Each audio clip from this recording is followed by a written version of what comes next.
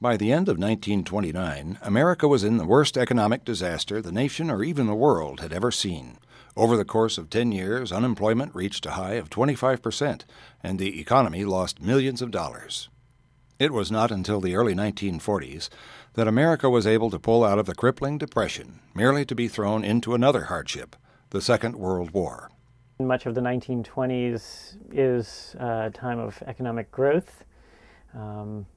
While there's a number of reasons for that, already by the 1920s, the economy is driven by consumption, people buying goods like, say, automobiles or radios, and a lot of those goods are purchased using a somewhat new form of economic instrument called credit. And so in the short term, the economy is doing well in the 20s. But actually, in retrospect, we essentially see that, what happened in the 20s leads to the 30s very easily, essentially, so that the 20s is sort of like this bubble blowing up, right? And 1929, the bubble bursts, literally. But so what's happening in the 20s is a major increase in consumption, spending, which fuels the economy, right? Creates jobs, increases wealth, but also is somewhat unsustainable because that growth is being fueled by borrowing. Widespread borrowing was encouraged by the United States government. Through its creation of the Federal Reserve, the government could control and regulate the economy, and it had a central way to run banks in different regions of the nation. With the new bank practices, more loans were now being taken out for business as well as personal use and everyday purchases.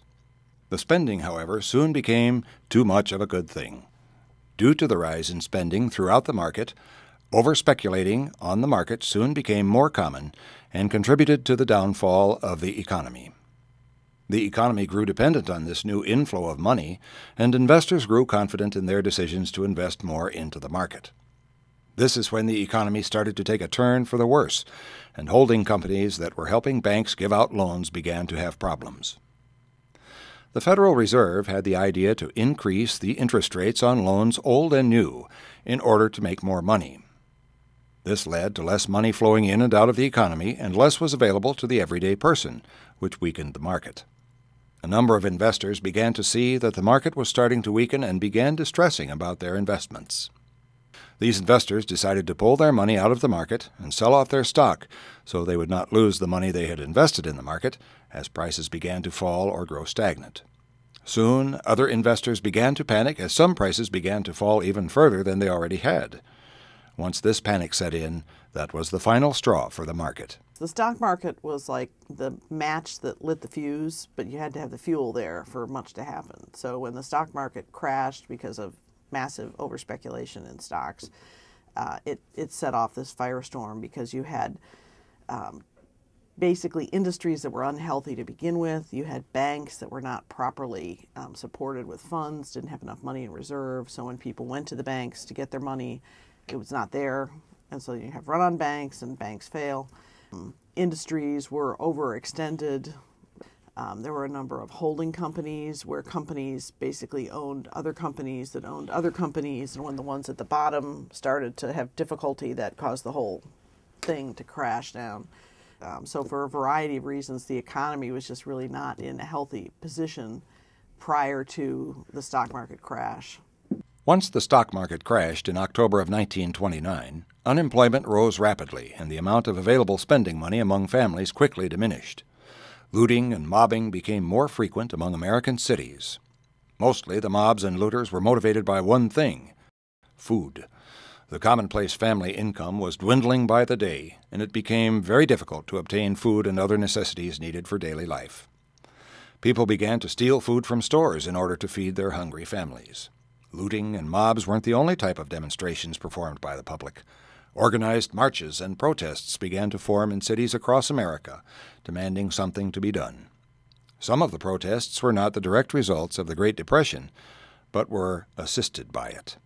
For decades and decades, industrial workers, people working for an hourly wage for an employer, had been pushing for greater power and greater wealth, essentially a bigger share of the pie, because many industrial workers, millions of workers, those people who inhabit cities like St. Louis and Chicago, Cleveland and Milwaukee, New York and San Francisco, essentially didn't benefit very much from industrialization. They were the necessary labor, but employers, owners, were the ones who were making the profits. They therefore repeatedly organized militant unions and often declared strikes. Oftentimes those unions and strikes failed in the short term, but the issues didn't go away. For decade after decade after decade, there were these labor conflicts, essentially, and they explode in the early 30s. 1933, 34, there's a massive wave of strikes. So even though there's massive unemployment, workers are so upset that they risk their jobs in a time when there's so many other people looking for jobs because they're so angry, essentially, at corporate America. And the Hoover administration, which had done so little. That was what these demonstrations and protests sought, for the government to step in and help the ever-growing unemployment rate and to help better the constantly pitiable working conditions. In some cases, the demands were similar between the different demonstrations, but the result wasn't always peaceful. For example, the Ford Motor March. This march was created not only by the want for change, but also by an unexpected political group. The Communist Party of the USA was more willing to speak out, not surprisingly, in criticizing capitalism in America and its flaws. And so they took the lead in many cases in organizing marches. And a number of people participate in those marches that may or may not be, affiliating with the Communist Party, but they're upset about the issue. In this case, the unemployed workers in Ford Motor Company. Henry Ford had been a huge employer. Ford Motor Company was that was the big thing in industry. But his company had started to have problems really in 1927, and he'd been closing some plants and reorganizing and so forth. And so by the time you get to the depths of the Depression in 1932, a lot of people have been laid off. And even though the unemployment nationally was about 25%, the unemployment in industrial cities like Detroit was closer to 75 to 80% of workers are unemployed. So they're very motivated to march on Ford's plant and demand that something be done. And Henry Ford had his own army, if you will, police force, private police force, of security guards who were armed and willing to use force to turn back workers. And so it got bloody and messy. It was not the only one. The Ford Motor March was just one well-known march that happened during the early years of the Depression. There was also another that became well-known because of how the government reacted to it. They came from all over the country and descended on Washington, D.C. while Congress was considering what was called the bonus bill. It was a piece of legislation that would have allowed them to be paid ahead of time a bonus that they'd been promised that they were supposed to get in 1945. And in 1945 seemed a long ways away, and they were losing their homes and losing their jobs and losing their farms now, so they wanted the bonus to be paid now. Congress and Hoover were not willing to do that because the money wasn't there yet in 1932. So the government didn't act on that. Most of the veterans went home after Congress refused to pass the bonus bill, but some of them stayed around, and then eventually the troops were sent in and the tents were set fire to, and the men were out of them by that time. It turned into a huge public relations nightmare for President Hoover. All during the year when he's up for re-election, and already seen as not very responsive to the nation's problems. And now here he is, the nation's veterans, asking for what the country has already said they're entitled to, but not for a few more years. To make matters worse for the nation, a severe drought had hit the Central Plains states. Due to the drought and the high unemployment rate, many people started moving across country to look for work or a new place to live. Hundreds of shantytowns started springing up all over the country, populated by people who couldn't find work and couldn't afford a place to live.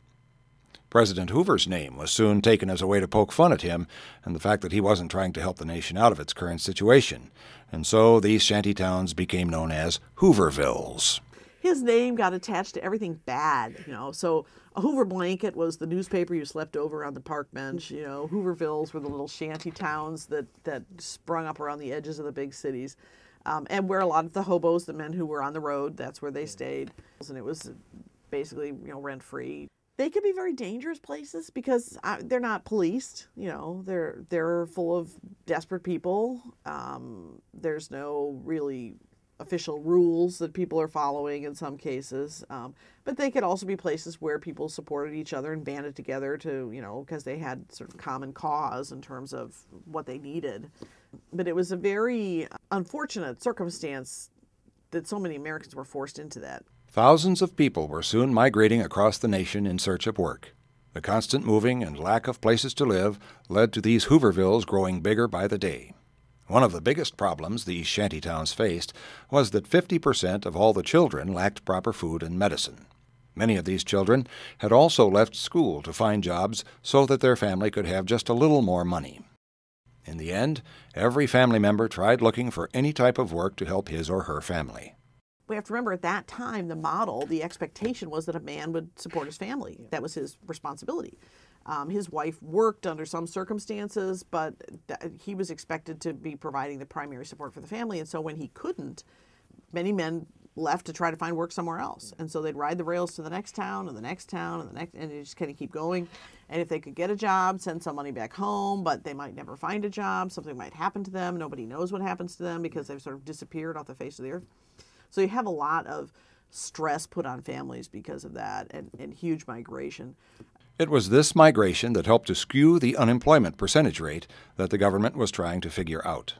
There were several different scenarios that came into effect that left a large part of the population unaccounted for in the number of unemployed. But I often hear the 25% unemployment in 1932, which is the worst. That's the peak of the unemployment or the depths of the Depression, depending on how you want to look at it. But 25% unemployment, first of all, the only people counted in unemployment figures are people who are actively looking for jobs and can't find them. Yeah. By 1932, you had people who'd been out of work for 3 years. They weren't looking anymore. There were no jobs out there to get, so why should they look? So they're not even counted in that 25%. People who could find jobs but not in their fields and are not getting paid very well.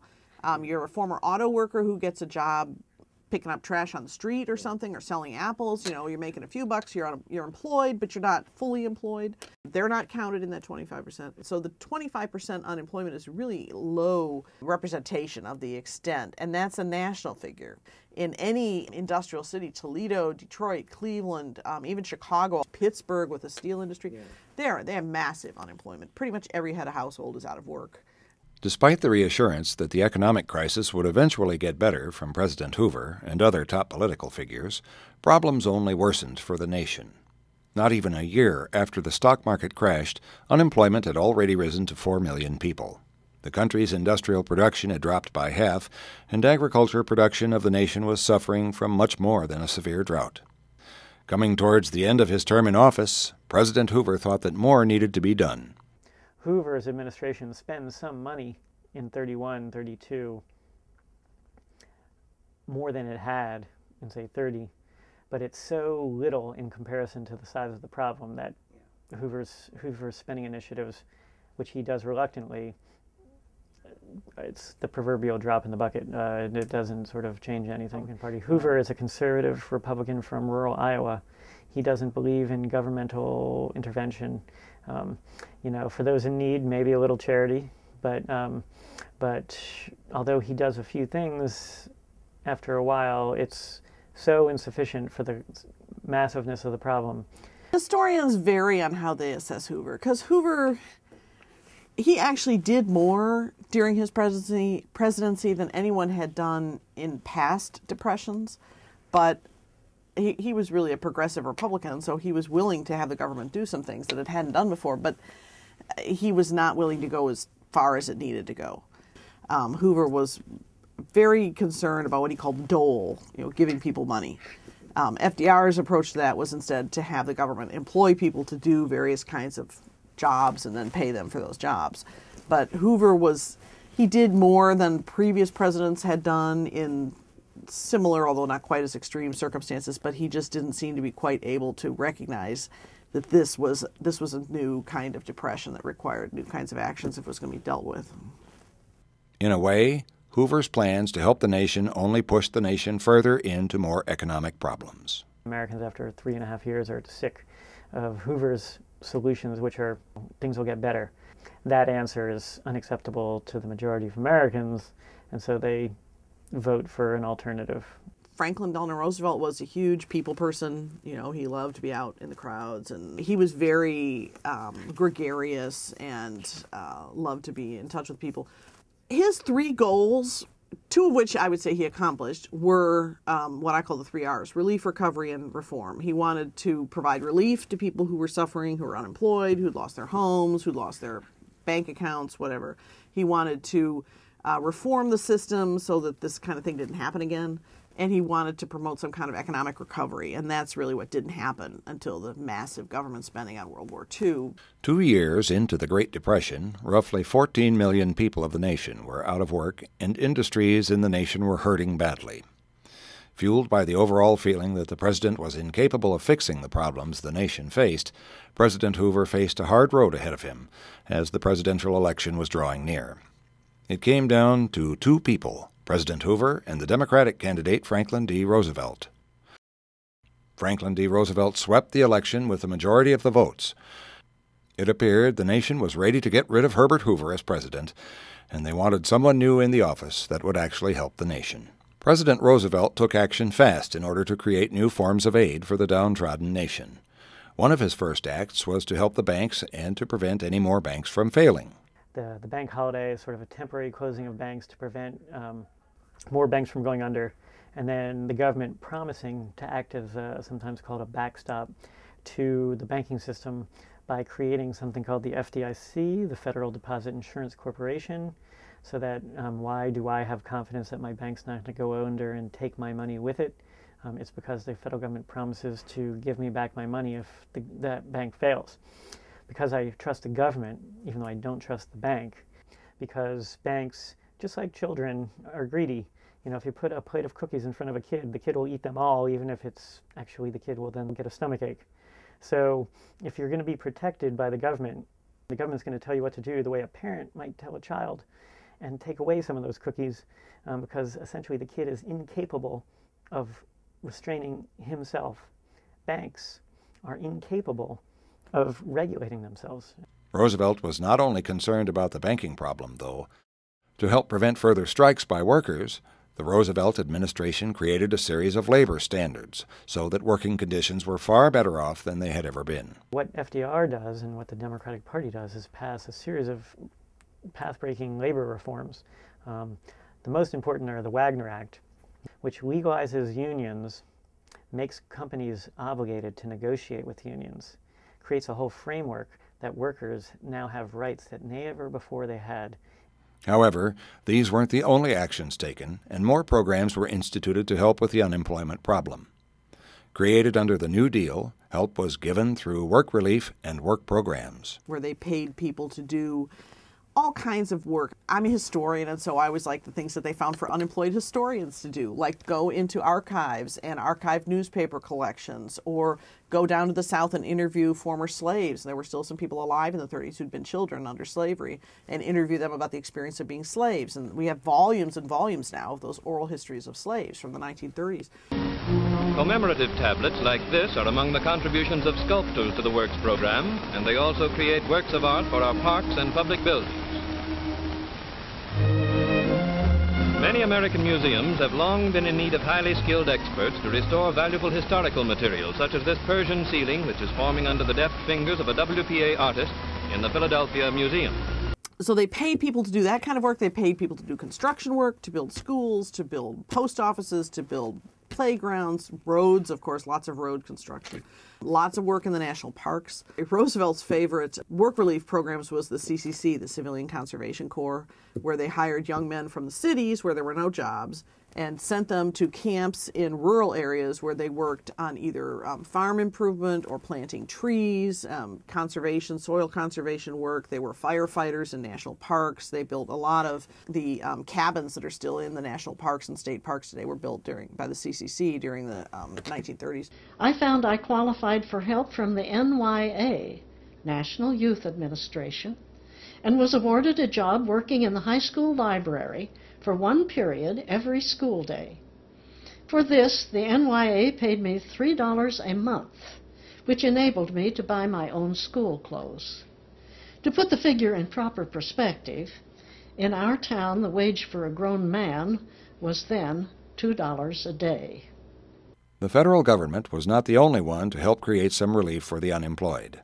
There were farmers that were not hit as hard by the problems that the agricultural industry was facing, and they were able to give some help to the unemployed because of all the work that needed to be done.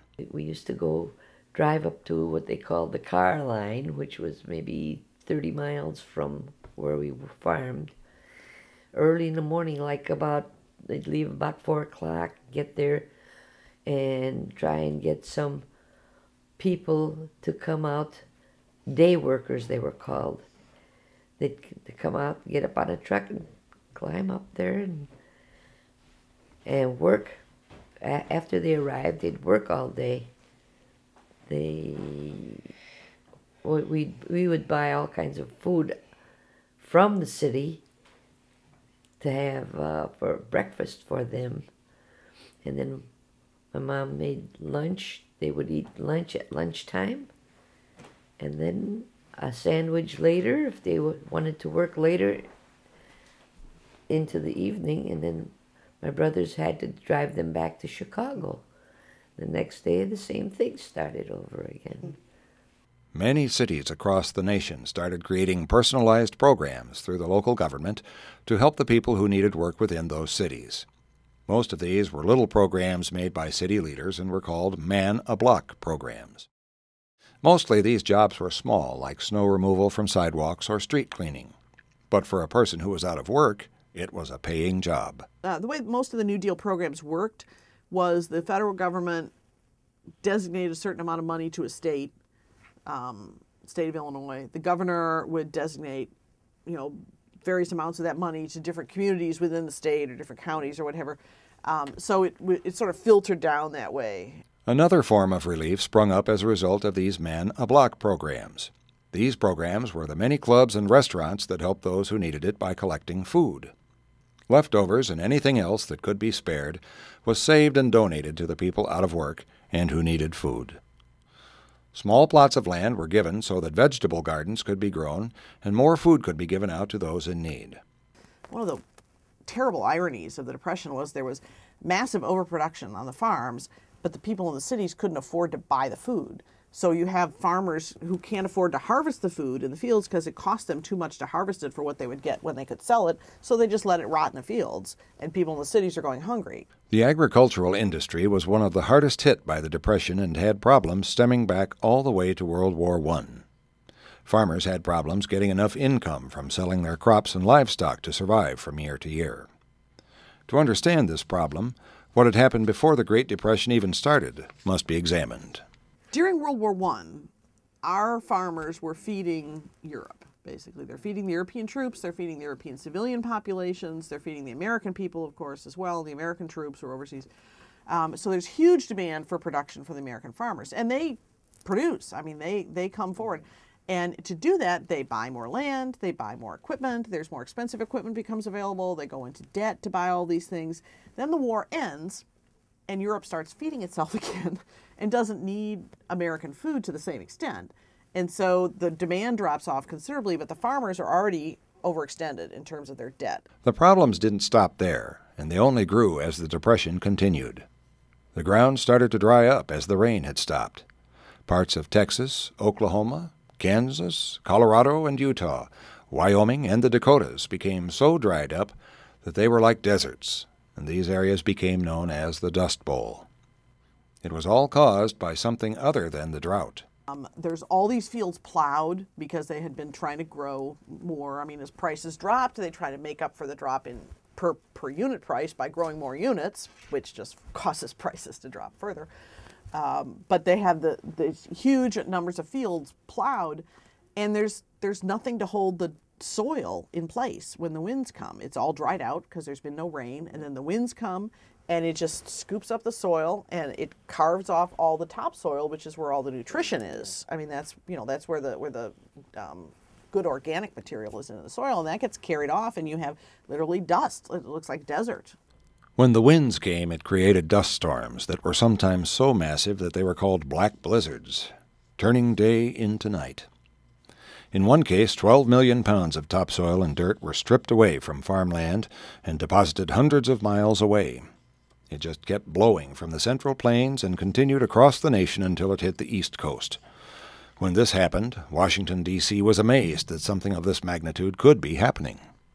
They didn't believe that there could be dust storms of those proportions. Programs like the Agricultural Adjustment Administration were created to help the farming practices and lessen the effect of these dust storms and the severity of the drought in the central states. by the late 30s, the government started to train farmers. Farmers often very resistant to the government telling them what to do, but nevertheless, because the government was giving them money to try and help them survive there and save their farms, farmers were accepting because they were being saved literally by the government, and the farm economy saved by the government because the government created these price supports so that farmers could make more money through the AAA. That they instituted soil conservation practices that low or no-till in particular, that reduced soil erosion.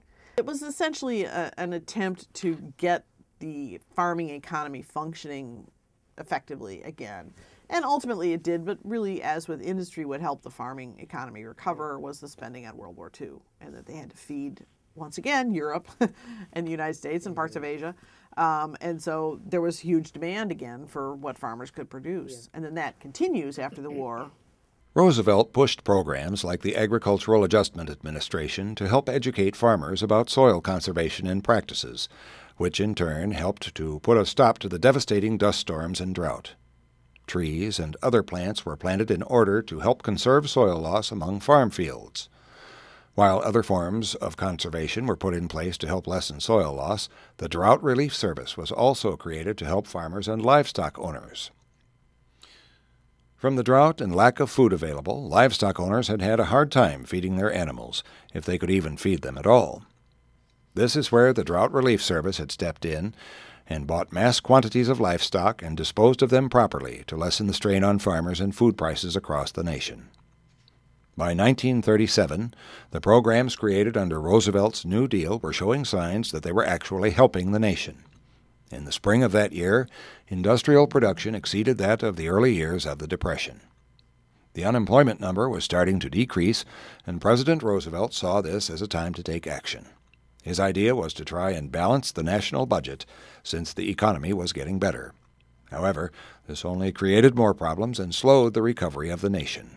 Things were improving enough by 1937 that Roosevelt, who didn't like debt, nobody liked debt at that time in terms of presidents, they were always trying to keep everything balanced, and he'd gone into a tiny little bit of debt in 35, 36 with some of his programs, so he decided by 1937 things were improving enough he could end those programs. So he cut the budget, cut the spending, and we went into a recession in the middle of the Depression, or towards the end of the Depression, the 1937, what they call the Roosevelt recession. By the end of the 1930s, America was still facing economic hardship.